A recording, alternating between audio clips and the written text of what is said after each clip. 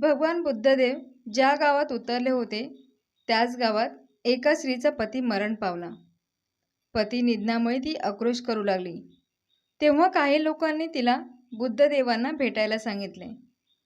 बुद्धदेव भगवंताचे अवतार असल्यामुळे ते आपल्या मृत पतीला जिवंत करतील अशी वेडी आशा त्या बाईच्या मनात निर्माण झाली. ती बुद्धदेवांकडे आली. तिने आपली व्यथा बुद्धदेवांना सांगितली आणि आपल्या नवऱ्याला जिवंत करण्याची विनंती तिने केली.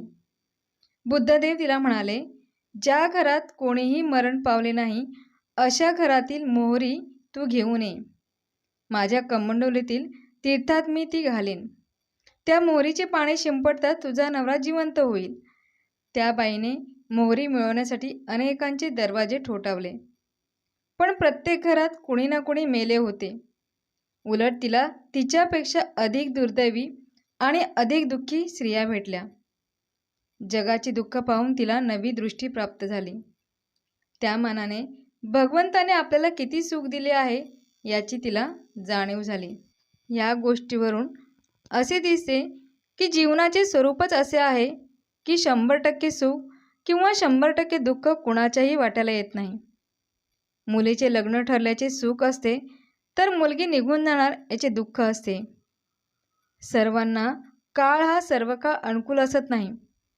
जीवनाचे हे स्वरूप लक्षात घेऊन आपल्या वाट्याला आलेले दुःख शांतपणे सोसले तर मन विचलित होणार नाही. दुःखाचा स्वानंदाने स्वीकार केला तर दुःखाची टोचणे कमी होते. जो अनवाणी आहे त्याने अपंगांकडे पाहून समाधान मानावे. ज्याच्या पायात वाहनं आहेत त्याने अनवाणी माणसाकडे पाहून समाधान मानावे. वाहनातून जाणाऱ्याने पायी चालणाऱ्याकडे पाहून समाधान मानावे. जगात आपल्यापेक्षा कितीतरी दुःखी जीव आहेत. त्यांच्या तुलनेने भगवंताने आपल्याला कितीतरी जास्त सुख दिले आहे याची जाणीव ठेवावी. धन्यवाद.